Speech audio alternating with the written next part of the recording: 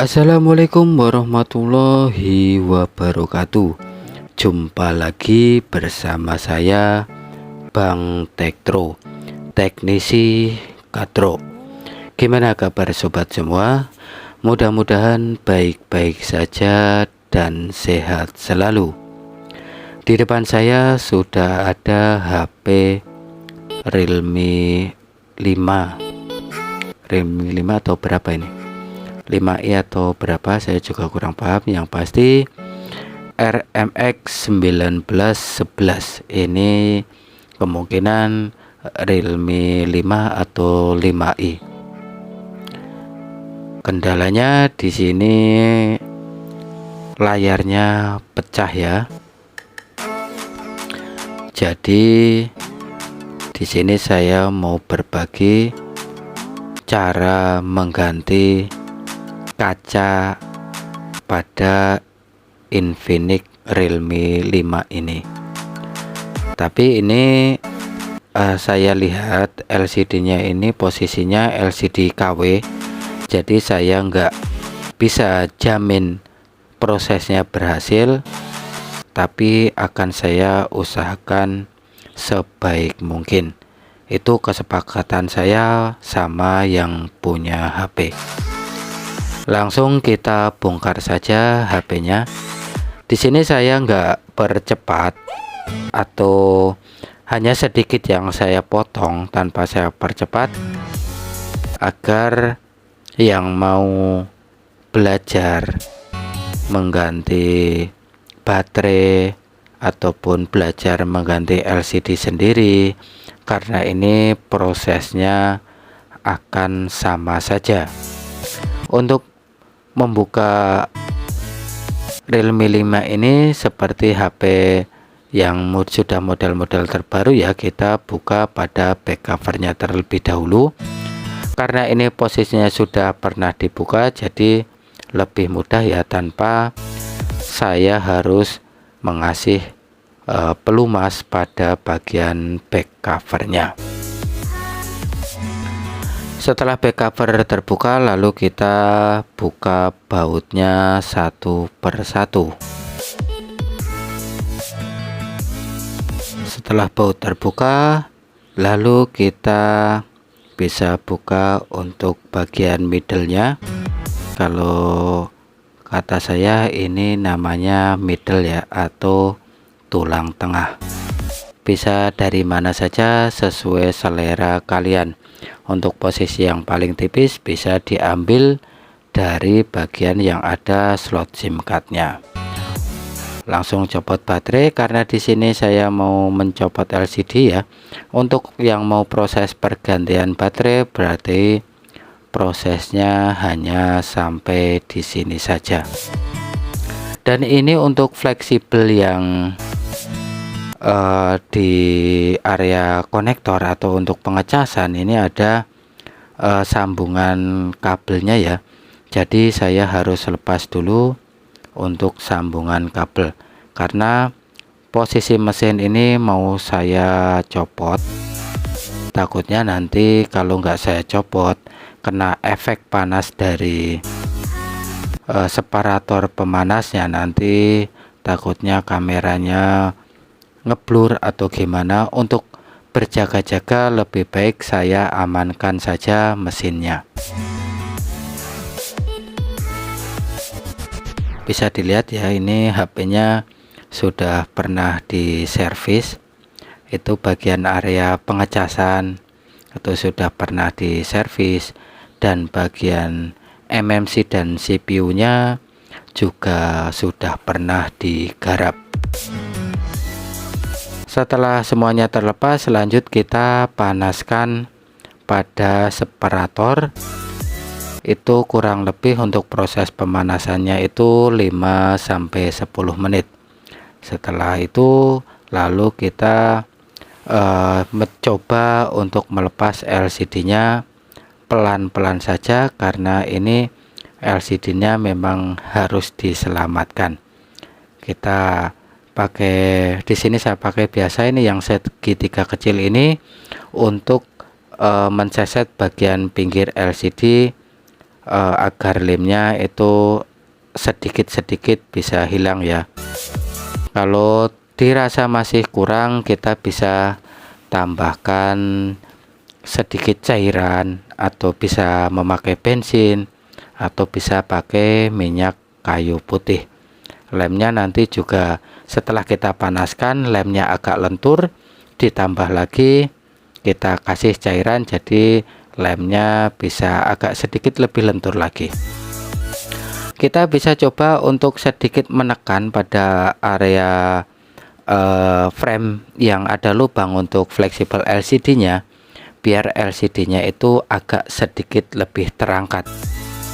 Untuk mencari celah, biar kita bisa memasukkan plastik atau mika yang tipis, biar lebih mudah saat kita melepas LCD-nya. Biasanya untuk yang tipe Oppo seperti ini, yang LCD-nya sudah pernah diganti, memang agak sedikit lebih susah dibandingkan dengan LCD yang masih ori. Tapi tetap usahakan, saya usahakan hasilnya ya sebisa mungkin saya usahakan untuk berhasil. Kalaupun misalnya tidak berhasil, sesuai kesepakatan awal, tetap harus ganti LCD 1 set.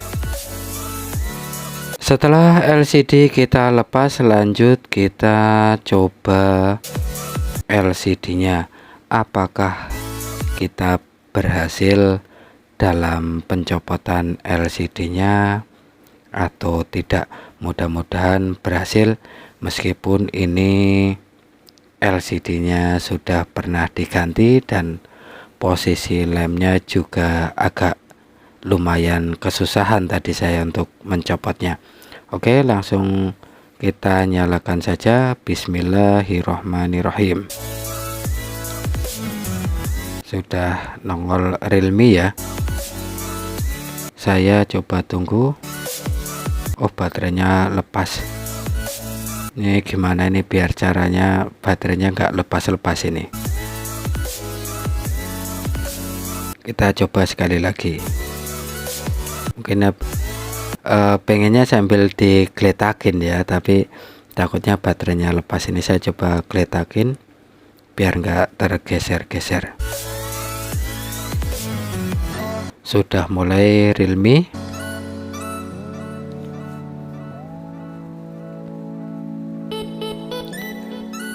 Ternyata untuk HP ini kalau booting itu apakah memang lama atau memang sebenarnya ada trouble, saya kurang paham. Tapi setelah dinyalakan tulisan Realme yang kuning, itu dia langsung Realme yang kuning itu meredup. Terkadang saya tunggu sampai 1 menit sampai 2 menit itu belum bisa masuk ke menu. Tadinya saya pikir mati kok, sampai beberapa lama kok nggak nyala-nyala. Ini videonya saya percepat karena untuk booting HP ini kok benar-benar lambat kalau menurut saya. Beda dengan HP-HP yang lain. Apakah karena bagian mesinnya pernah digarap sama teknisi atau gimana, atau memang LCD-nya kurang cocok atau gimana, saya juga kurang paham. Tapi memang HP ini bootingnya lumayan lama. Alhamdulillah ya, ini kondisi LCD-nya nggak ada yang cacat, jadi kita bisa lanjut untuk pemisahan kaca dan LCD-nya. Langsung kita taruh di separator ya. Di sini saya menggunakan panas 70 derajat. Itu 74 karena di atas belum ada LCD dan mesin vakumnya juga belum saya nyalakan. Untuk proses di vakum atau di separator itu kurang lebih 5-10 menit ya. Kalau panasnya sudah dirasa rata, kita bisa lanjut melakukan pemisahan LCD dan kacanya. Di sini saya memakai kawat yang berukuran 0,3 untuk proses pencopotan awalnya. Kenapa kawatnya ini sangat tipis sekali? Karena untuk kawat ini memang lebih jarang untuk terkena polaris, meskipun kalau lagi dipakai ini agak lumayan sering putus, tapi setidaknya untuk polarisnya itu jarang gagal kalau pakai kawat ukuran 0,3 daripada kalau yang pakai 0,1 itu terkadang kita malah kena polarisnya. 0,03 mili ya, maaf. Kalau 0,3 nanti lebih gede lagi. Untuk di awal saya nggak melakukan tarik ulur ya, saya hanya menarik saja. Tapi kalau sudah di tengah biasanya saya lakukan tarik ulur, karena kalau untuk tarik ulur di awal memang resiko polaris terkena itu lebih tinggi daripada kita melakukan hanya menarik saja. Jadi bagian hanya tangan kanan saja tangan kanan saya saja yang menarik. Setelah sampai selesai, kalau untuk pengangkatan atau pemisahan LCD dan glass itu biasanya lemnya masih lengket, saya ganti kawat menggunakan yang 0,1. Kalau pakai 0,1 kita masukin sebentar, jadi dia kuat untuk mengangkat LCD ya. Untuk misalnya LCD itu sebenarnya lebih enak kalau yang 0,1, dia karena benangnya lebih kuat. Bisa dilihat ya, LCD dan touchscreen LCD dan kaca sudah terpisah. Lanjut kita bersihkan lem pada LCD nya. Biasa saya menggunakan mini drill. Ini bor mini, dulu saya ini beli buat ngebor PCB, belajar ngebor PCB dulu. Tapi ini sekarang saya gunakan untuk membersihkan sisa-sisa lem OK yang ada di LCD.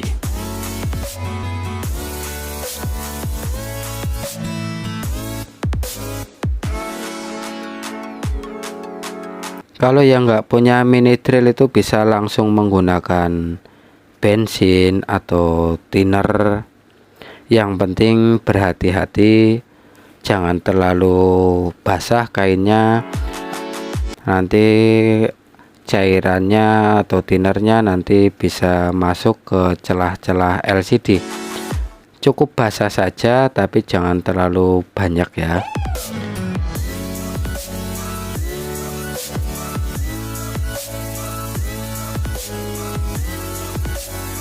Kita bersihkan sampai bersih sisa-sisa lem OK-nya. Kalau mau agak sedikit lebih cepat atau sedikit lebih rapi, itu bisa menggunakan memang cairan khusus pembersih lem OK. Itu 250 ml, itu harganya kurang lebih sekitar 30 ribuan. Saya punya tapi jarang saya pakai, lebih enak pakai bensin kalau menurut saya. Untuk membersihkan lem ini enak pakai bensin ya, atau kebiasaan atau gimana ya. Setelah selesai sudah dirasa bersih semua. Kalau mau langsung dibersihin total bisa langsung dibersihin pakai minyak kayu putih. Tapi di sini saya mau coba mengetes dulu LCD-nya. Setelah kita copot, kita tes LCD-nya hasilnya gimana. Setelah kita belah, kita bersihkan, kita coba lagi. Itu semuanya selera saja. atau bisa langsung dibersihkan pakai minyak kayu putih juga bisa. Kalau untuk membersihkan sisa-sisa lem yang sebenarnya udah nggak kelihatan tapi dia masih lengket, itu minyak kayu putih itu saya rasa lebih efektif.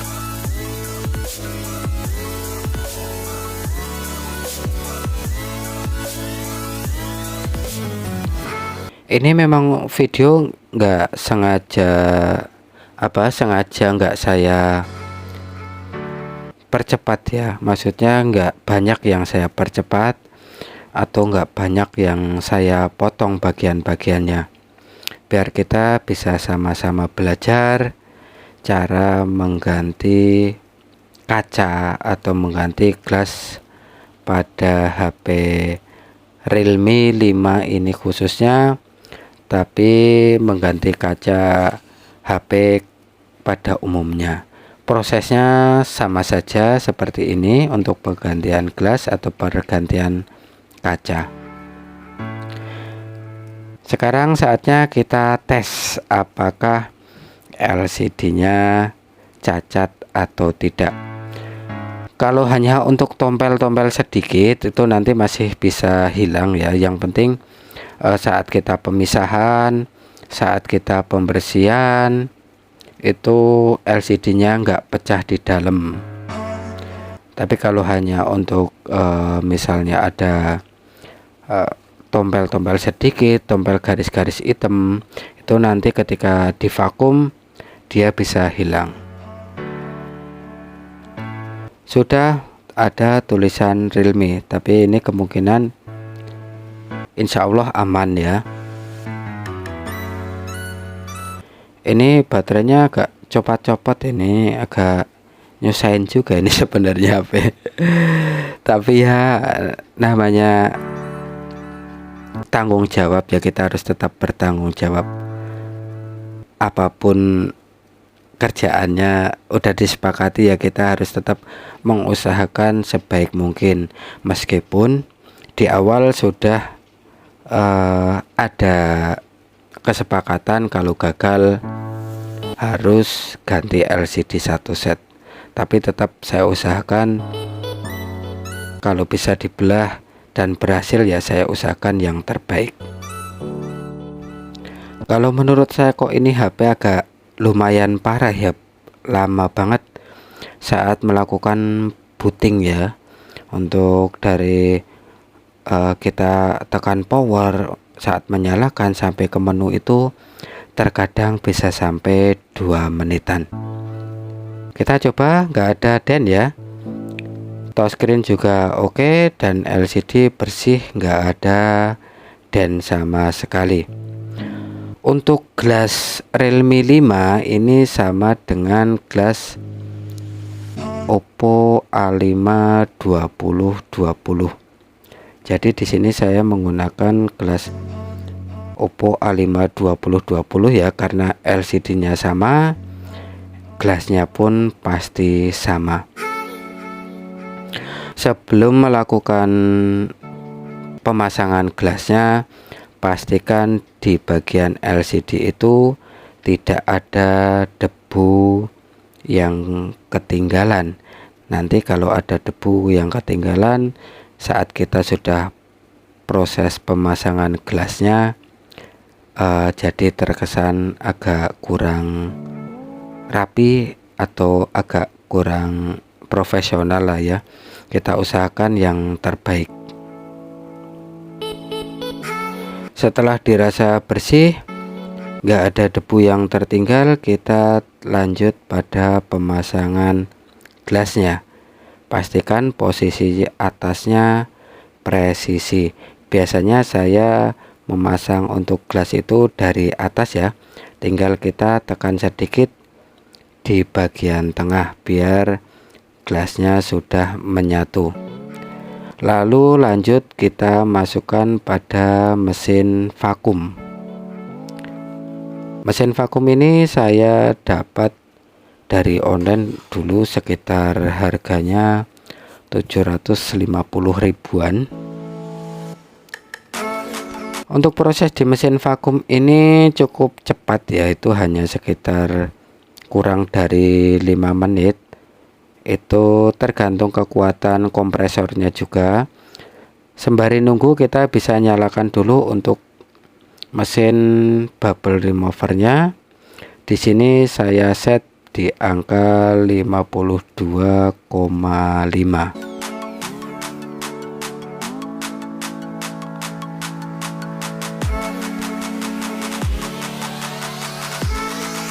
Oke, lanjut ke proses bubble-nya. Itu bisa dilihat ya, untuk karetnya sudah mulai terangkat. Kalau dia sudah agak terangkat, sudah mau full, kita bisa langsung putar knopnya atau kita buka angin untuk area bawah biar karetnya bisa terangkat penuh ke atas.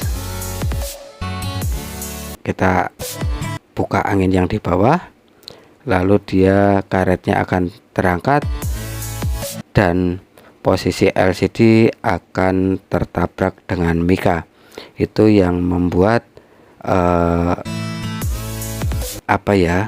jadi dia seperti dipres tapi dari bawah ya.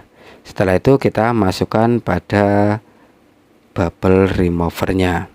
Untuk proses di bubble removernya ini kurang lebih prosesnya sama, yaitu 5 menitan. Kalau tanpa divakum, untuk proses di bubble remover itu bisa sampai 10 menit, kadang 15 menit. Tapi kalau kita vakum, itu di bubble removernya hanya kurang lebih 5 menit saja.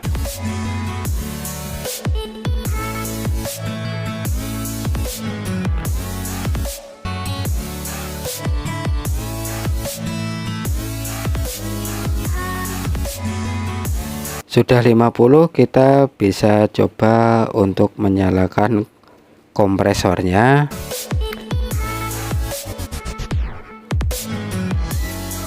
Tuh masih 0 ya, kompresor baru saya nyalakan.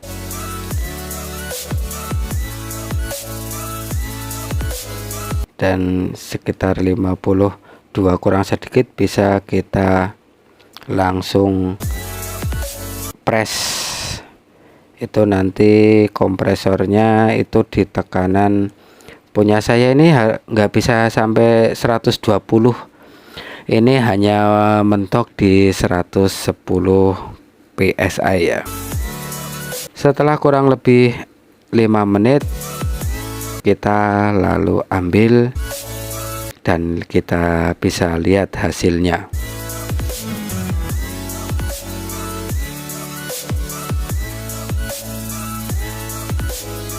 Sebentar, saya taruh kamera dulu. Kita bisa lihat hasilnya mengkilat seperti baru lagi. Ya, memang untuk mesin vakumnya itu memang sangat membantu sekali saat kita melakukan pergantian touchscreen atau pergantian gelas. Itu jadi setelah kita melakukan vakum, kita bubble, itu gelembungnya nanti dia nggak balik-balik lagi. Beda kalau hanya mengandalkan mesin bubble removernya saja atau mesin pressnya saja. Nanti setelah keluar dari mesin itu hasilnya bagus, tapi begitu dipasang nggak lama nanti gelembungnya itu terkadang masih suka balik-balik lagi. Kita coba nyalakan HP-nya, kita tes hasilnya. Mudah-mudahan hasilnya mantap jiwa.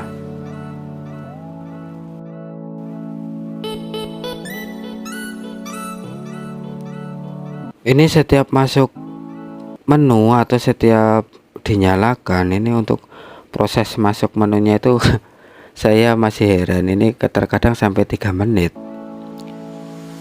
terkadang lebih. Jadi untuk proses masuk menu ini biasanya videonya harus saya potong, takutnya nanti terlalu lama. Oke ya, LCD putih bersih ya. Jadi untuk proses pergantian gelasnya kita berhasil. Oke, segitu aja. Mudah-mudahan eh, bermanfaat untuk yang mau belajar atau yang kita masih sama-sama belajar mengganti kaca atau mengganti gelas pada HP Realme 5i, mengganti kaca tanpa harus mengganti LCD.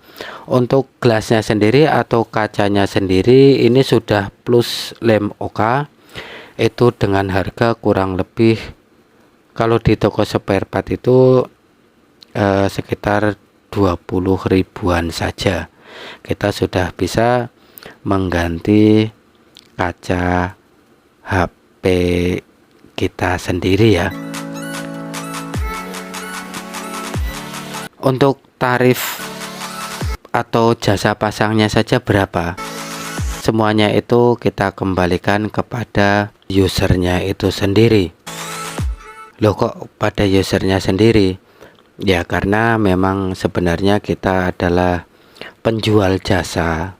Jadi terkadang user mikir, oh kacanya aja murah, masa numpang masangin kaca aja tarifnya segini, lebih baik ganti LCD yang baru lah, mahalan ganti kacanya doang daripada ganti LCD yang baru.